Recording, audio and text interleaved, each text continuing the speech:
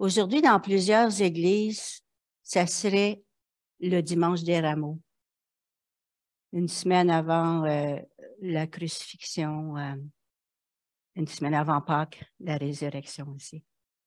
Alors, ça m'a donné l'idée, mais dans le fond, c'était pas que ça m'a donné l'idée. Le Seigneur m'a amené un psaume à partager, le psaume 118. Puis c'est drôle parce que j'avais comme pas... moi, avant de partager quelque chose, puis je ne sais pas le sujet, je suis anxieuse, puis je prie, oh Seigneur, il faut que tu me donnes une parole, il faut que tu me donnes quelque chose à partager qui vienne de toi, sinon je demeure anxieuse. Hein.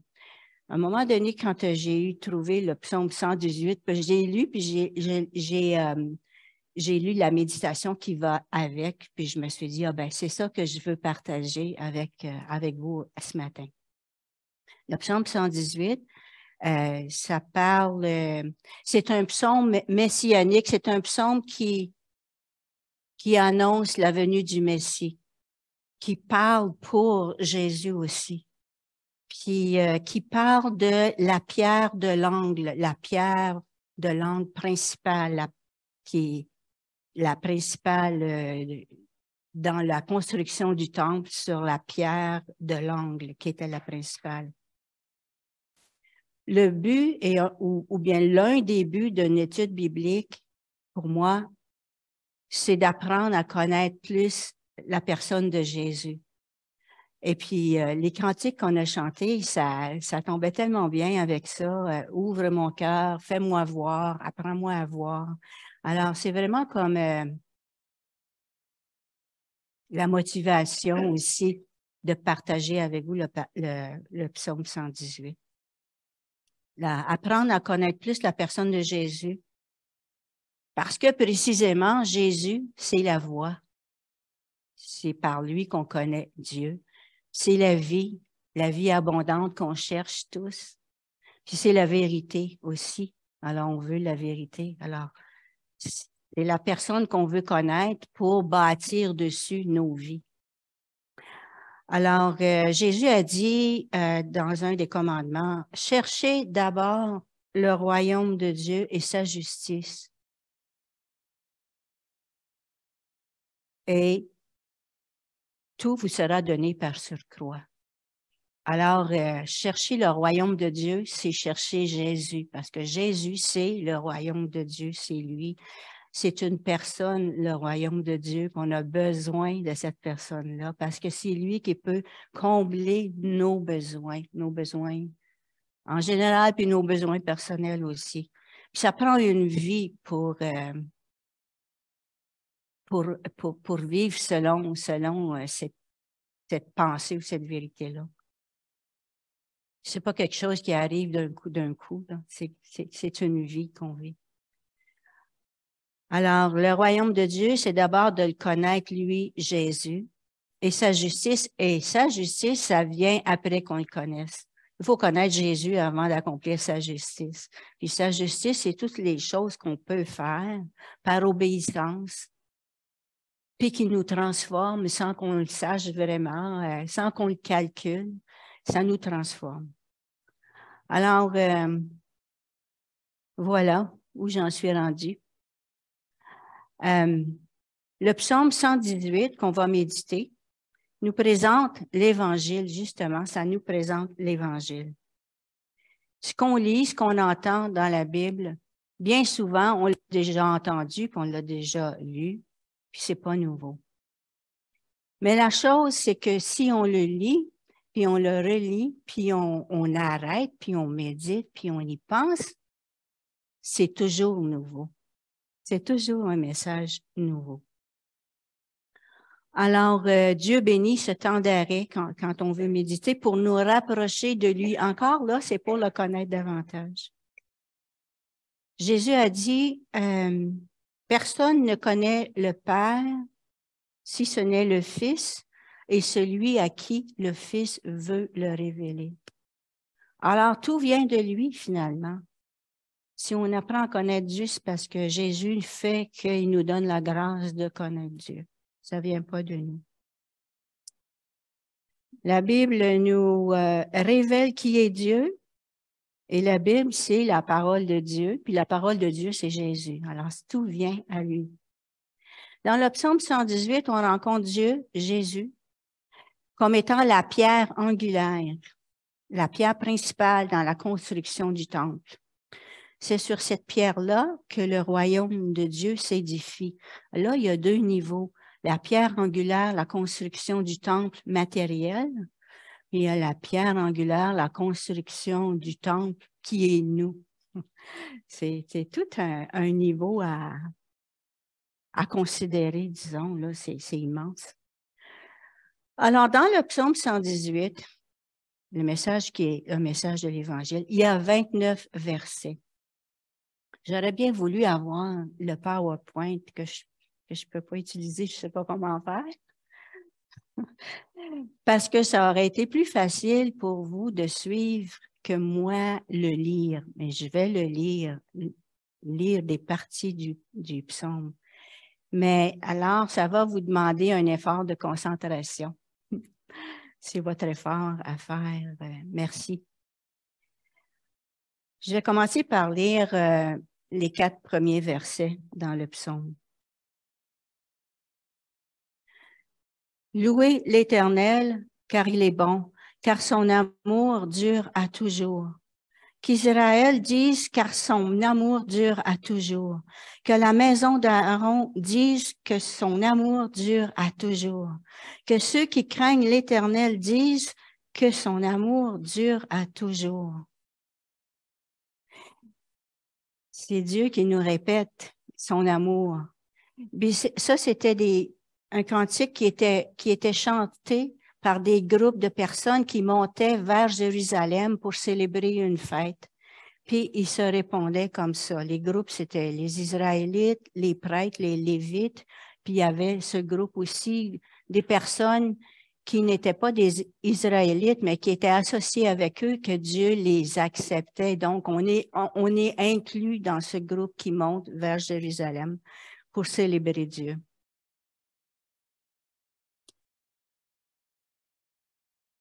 Ça fait qu'il faut se voir dans ce groupe de personnes qui montent vers Jérusalem pour aller adorer Dieu, le Dieu de l'univers. Juste là, en débutant le psaume, on peut s'arrêter pour considérer l'ampleur et la beauté de cette révélation que Dieu nous fait. À travers la Bible, ça dit « Ne craignez donc pas. N'ayez pas peur. Croyez en moi. Il n'y a qu'un seul Dieu qui a tout créé, qui vous a fait. Soyez sans crainte. » Et ce message-là se répète d'un couvert à l'autre dans la Bible. J'ai trouvé dans Ésaïe 45, le verset 18 à 25, justement, ces quelques versets-là, je n'ai pas compté combien il y en avait, là, que c'est un résumé du message de l'Évangile, mais dans l'Ancien Testament. C'est vraiment extraordinaire. 5 fois, on est rappelé que l'amour de Dieu dure à toujours. 4 fois au début du psaume, puis 1 fois le dernier verset du psaume. On pourrait tomber en adoration devant ce Dieu-là qui nous affirme son amour, que son amour n'a pas de fin. On n'a rien à craindre. À partir du verset 5, le Seigneur parle de façon prophétique à travers David. Je vais vous les lire, les versets 5 à 9. C'est là qu'il vous faut de la concentration. Du sein de la détresse, j'ai invoqué l'Éternel. L'Éternel m'a exaucé, m'a mis au large. L'Éternel est pour moi, je ne crains rien. Que peuvent me faire des hommes? L'Éternel est mon secours, je me réjouis à la vue de mes ennemis. Mieux vaut chercher un refuge en l'Éternel que de se confier à l'homme. Mieux vaut chercher un refuge en l'Éternel que de se confier au grand. Alors, ça, c'est comme Jésus qui parle. Le mot détresse dans le verset 5, du sein de la détresse. hébreu, ça signifie une place très étroite. Le Seigneur met en contraste la place étroite, très serrée dans laquelle il doit passer, en parlant de la croix. Et il met ça en contraste avec la place au large où le Père va finalement l'amener. Cette place au large-là, elle est décrite dans Hébreux 12, verset 2, qui dit, on lit que Jésus est passé volontairement par la mort sur la croix, c'est la place étroite, en vue de la joie qui lui était réservée, c'est la place au large. Puis le verset 8, qui dit mieux vaut chercher un refuge en l'Éternel que de se confier en l'homme. C'est le verset milieu des versets de la Bible. C'est le milieu. Je sais pas. J'ai pas fait le calcul moi-même, là. Je l'ai lu à quelque part. Mais c'est tellement approprié parce que c'est un verset qui nous dit que c'est la simple foi en Jésus-Christ qui nous apporte le salut éternel. Et le verset 9 extrapole extrapole le verset 8. Mieux vaut chercher un refuge en l'Éternel que de se confier aux grands, que de se confier aux scientifiques, que de se confier aux professeurs, que de se confier aux philosophes. Mieux vaut mettre sa foi en l'Éternel que de se confier même aux religions. Alors, se confier en autre chose que la foi vivante en Jésus-Christ mène à la mort éternelle. C'est grand, c'est incroyable. Ça fait partie du message de l'Évangile. Les versets 10 à 11 sont une prophétie de la crucifixion, où il est dit qu'une multitude environnait de toutes parts, environnait Jésus de toutes parts, mais que Jésus aurait la victoire sur eux tous. Alors, 10, 11 et 12, c'est de ça que ça parle. Et le verset 10, ça dit « Toutes les nations m'environnaient. Au nom de l'Éternel, je les taille en pièces. » Alors, toutes les nations l'environnaient. Dans le psaume 22, ça dit « Car des chiens m'environnent, une bande de scélérats rôde autour de moi. » Alors, c'est vraiment prophétique qu'il est entouré d'opposition. Mais qui va avoir la victoire sur tous. La victoire est proclamée, quand ça dit « je les taille en pièces », la victoire est proclamée dans Hébreux 12, Hébreux 2, le verset 14, afin que Jésus, par la mort, anéantit celui qui a la puissance de la mort, c'est-à-dire le diable. C'est la victoire ultime. Jésus a vaincu la mort. C'est notre ennemi ultime, mais il l'a vaincu pour nous. Les versets 14 à 20 nous parlent de la victoire de Jésus et de notre victoire avec lui. On est inclus. Alors là, je vais les lire, 14 à 20. « L'Éternel est ma force et le sujet de mes louanges. C'est lui qui m'a sauvé. Des cris de triomphe et de salut s'élèvent dans les tentes des justes. » C'est nous, les justes, justes rendus justes à cause de Jésus. « La droite de l'Éternel manifeste sa puissance. » La droite de l'Éternel, c'est Jésus. Il manifeste sa puissance, il est sorti du tombeau. « La droite de l'Éternel est élevée. La droite de l'Éternel manifeste sa puissance. Je ne mourrai pas, je vivrai, et je raconterai les œuvres de l'Éternel. » Est-ce que j'ai dépassé? J'ai dit les versets 14 à 20. « L'Éternel m'a châtié, mais il ne m'a pas livré à la mort. » C'est Jésus.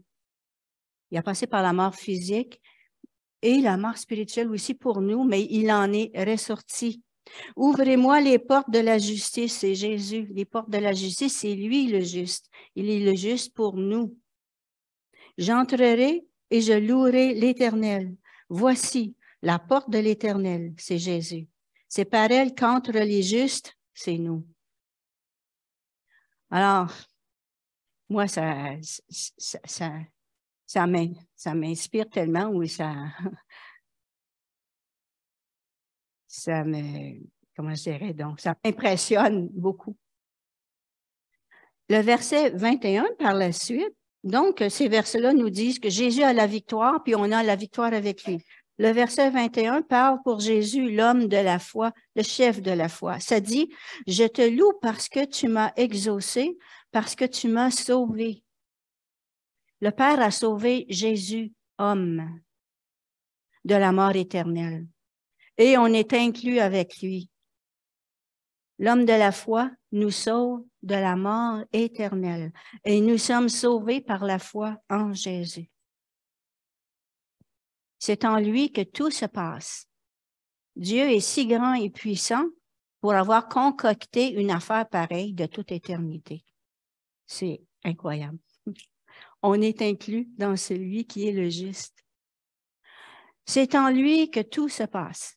Il y a beaucoup plus que ce qu'on voit sur la terre et même dans nos propres vies. Dieu a un plan qui dépasse de très loin notre imagination. Il faut garder la foi dans sa parole. C'est ça notre part à faire. Garder la foi en sa parole à travers les événements, les circonstances de la vie. On est entre bonnes mains. Si vous voulez, on va s'arrêter ici pour prier. On va s'arrêter. Seigneur Dieu, bien avant que Jésus vienne, tu proclamais ta victoire. Et aujourd'hui, nous sommes rassemblés pour proclamer ta victoire ensemble. Nous, que tu réunis en lui, et c'est grandiose. Nous te prions ensemble de nous rendre capables de voir, de sentir, d'entendre ta victoire en nous, pour que nous puissions, par ton esprit, proclamer ton règne sur la terre. Et nous disons ensemble, Amen. Mais moi, je n'ai pas fini, je continue avec le psaume 118 au verset 22 à 24. Je vais vous les lire. La pierre qu'ont rejetée ceux qui bâtissaient est devenue la principale de l'angle. C'est de l'Éternel que cela est venu, et c'est un prodige à nos yeux. C'est ici la journée que l'Éternel a faite, qu'elle soit pour nous un sujet d'allégresse et de joie. Jésus s'est approprié ces versets lorsqu'il a lui-même dit dans Matthieu 21, 42, que Matthieu, c'est ici. Il a dit lui-même dans le verset 42, Jésus leur dit, « N'avez-vous jamais lu dans les Écritures, la pierre qu'ont rejetée ceux qui bâtissaient est devenue la principale de l'angle. C'est du Seigneur que cela est venu, et c'est un prodige à nos yeux. » Jésus l'a bien dit. Il mentionnait justement le verset du psaume 118. Il connaissait sa Bible, hein, Jésus. Il y a une tradition juive qui raconte que durant la construction du temple, et ça, j'ai pris ça dans 1 Roi 6, le verset 7, durant la construction du temple que Salomon fait construire, une situation singulière s'est produite. Les grosses pierres du temple étaient taillées et coupées plus loin que le site de construction parce que on ne voulait pas avoir de bruit dans le temple en construction. C'est quand même quelque chose. Hein? Alors, le travail se faisait plus loin, puis il y avait le transport pour construire. Alors, la tradition, mais ça, c'est la tradition. Dans d'autres livres, ça a été lu et inscrit, là. La tradition dit qu'il y avait une grande pierre qui ne semblait pas pouvoir être utilisée à nulle part. Et les travailleurs l'ont mise de côté pour plus tard. Mais quand ils ont été prêts à placer la pierre principale de l'angle, c'était la seule pierre qui pouvait être utilisée. Alors, la pierre que les gens avaient rejetée, mise de côté, c'était la seule qui pouvait être utilisée. Ça prédisait que les religieux du temps de Jésus le rejetteraient Et Jésus signifiait que cette prophétie s'accomplissait en lui. Il est la pierre principale de l'angle sur laquelle nous sommes édifiés. Les pierres vivantes dans son église, son temple, le temple. Il y a l'apôtre Pierre qui, lui aussi, après que Jésus soit monté au ciel, il a témoigné lui aussi devant les grands de son temps cette même prophétie qui avait été accomplie en Jésus. C'est dans Actes 4, le verset 11. Pierre dit, « Jésus est la pierre rejetée par vous qui bâtissez et qui est devenue la principale de l'angle. Il n'y a pas de salut en aucun autre. » Et puis encore, Pierre, dans un de ses épîtres, l'a mentionné une autre fois. On trouve ça dans 1 Pierre 2, chapitre 2, versets 6 et 7. Car il est dit dans l'Écriture, « Voici, je mets en Sion une pierre angulaire, choisie, précieuse, et celui qui croit en elle ne sera pas confus. L'honneur est donc pour vous qui croyez, mais pour les incrédules, la pierre qu'ont rejetée ceux qui bâtissaient est devenue la principale de l'angle, une pierre d'achoppement, un rocher de scandale. » Deux mentions du même psaume par Pierre. L'apôtre Paul aussi l'a appelé dans Éphésiens 2, 20 et 22. Il a dit, « Jésus-Christ était et est la pierre angulaire. En lui, tout l'édifice s'élève pour être un temple saint dans le Seigneur. En lui, vous êtes aussi édifiés pour être une habitation de Dieu en esprit. » Nous sommes une habitation de Dieu en esprit. On a besoin de s'arrêter pour comprendre une chose pareille. Hein? La chose qui était matérielle est devenue spirituelle dans le Nouveau Testament, avec nous. Ça parle de construction et nous sommes les pierres fondées sur Jésus pour bâtir une habitation en esprit. Dans l'Ancien Testament, il s'agissait de bâtir un temple physique, matériel, qui était un lieu de rencontre avec Dieu. Mais maintenant, on fait partie du Nouveau Testament. Dieu construit lui-même une construction en esprit. Et c'est de nous qu'il s'agit, son temple, son Église, par la foi en Jésus. Tout nous vient de Jésus-Christ. Et nous sommes en Jésus-Christ, pour la gloire de Jésus-Christ, pour que son règne vienne. Et on répète avec le psaume 118, c'est de l'Éternel que cela vient, c'est un prodige à nos yeux. Je vais terminer cette méditation avec le verset 26 en particulier, parce que le verset 26 nous ramène à l'histoire de Jésus qui rentre dans Jérusalem sur le dos d'un âne, qui est proclamé roi. Puis ça tombait tellement bien avec la semaine juste avant Pâques, là. C'est comme ça. Ça dit, le verset 26 dit, « Béni soit celui qui vient au nom de l'Éternel. » On se rappelle quand Jésus est entré dans Jérusalem, assis sur un âne, le petit d'une ânesse. Il a été proclamé, les gens voulaient le proclamer roi. Ça disait, « Hosanna au fils de David, béni soit celui qui vient au nom du Seigneur. Hosanna dans les lieux très hauts. » Il était proclamé. Ces gens proclamaient les versets 25 et 26 du psaume 118. Quelques jours plus tard, la même multitude suivait les prêtres en criant, « Crucifiez-le, crucifiez-le » une semaine après. Ceux qui l'acclamaient en ce jour de gloire ont vite réclamé sa mort une semaine après. Il était déterminé dans les Écritures, dans l'Ancien Testament, que Jésus viendrait s'offrir en sacrifice parfait comme l'agneau de Dieu qui prend sur lui le péché du monde. Et l'histoire se poursuit dans 1 Corinthiens 15, versets 3 et 4.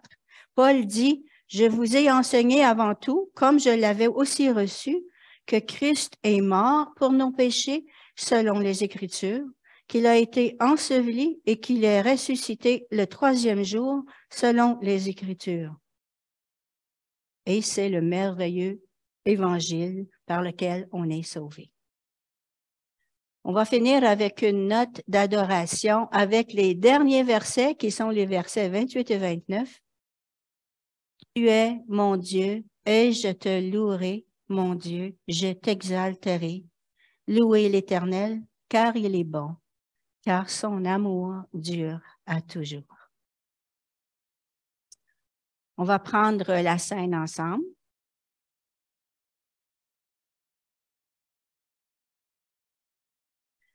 On veut se rappeler que Jésus est véritablement le rocher de notre salut. C'est sur ce rocher, la pierre angulaire, que nous tenons ferme dans la foi, dans l'espérance et dans l'amour. On va prendre le pain et le jus de raisin en mémoire de celui qui a donné sa vie pour nous sauver de la mort et nous offrir la vie éternelle. C'est par la grâce de Dieu, au moyen de la foi, que nous sommes sauvés.